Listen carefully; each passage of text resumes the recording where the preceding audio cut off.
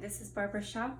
Today is October 4th, 2019, week 5, the axial and appendicular skeletons.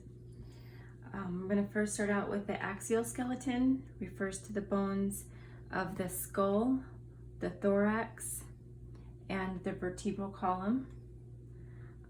The appendicular skeleton refers to the bones of the pectoral and the pelvic girdles and the upper and lower limbs. So we're going to start with the frontal bone. We have the zygomatic bone, the mandible. This is the mandible here. The maxilla and the orbits, those are consist of the axial skeleton. And then we'll move on down to the appendicular, which would be the clavicle, the sternum, and the ribs or rib cage. There is the scapula at the front, the anterior portion of the scapula, the humerus, the radius, and the ulna, radius, ulna. And then moving on down to the carpal bones. The carpal would be from here to here. The metacarpals would be from here. And then the phalanges are from here, or the more distal areas. Then we have the femur, the patella, the tibia, and then the fibula. The tarsal bones, which would be along here. The metatarsals are here, and then the phalanges here. Then we'll go back to the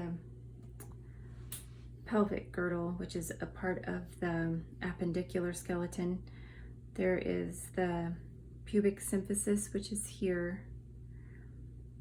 The ischium, which is here, the sacrum back here, and the ilium is here. We have the ribs and the sternum. The coracoid process would be right in through here, and the acromion is the end of the clavicle that connects to the ball of the head of the humerus. And then we'll turn around to get the rest of it. We have the parietal bones. There's both on the left and the right. The occipital bone, the atlas, axius, and this is part of the cervical spine. We have the scapula spine would be here. This is the scapula. This consists of the entire vertebral cavity or vertebral column, and then the ribs along here as well. Here we have the ilium, the acipitulum down here, and the head of the femur here. Again, the femur, the head of the tibia, head of the fibula, and then we have down here the calcaneus, the talus,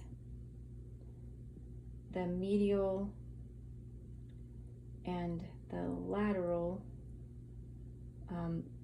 malleolus. And then we get around again to so I'm going to show you the bones in the hand. So from here, we have the head of the radius, which is here, head of the ulna here, and then there's bones here at the wrist which form the triquetrum, the lunate, and the scaphoid and trapezium all through here. And then the smaller ones consist of the trapezoid, capitrate, and hamate. And then again, these are the phalanges here. Excuse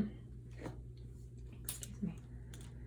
I need to turn back around here, and we're gonna go back to the medial condyle, the lateral condyle here, and then the tibial plateau, which is here, which is where the growth plates form.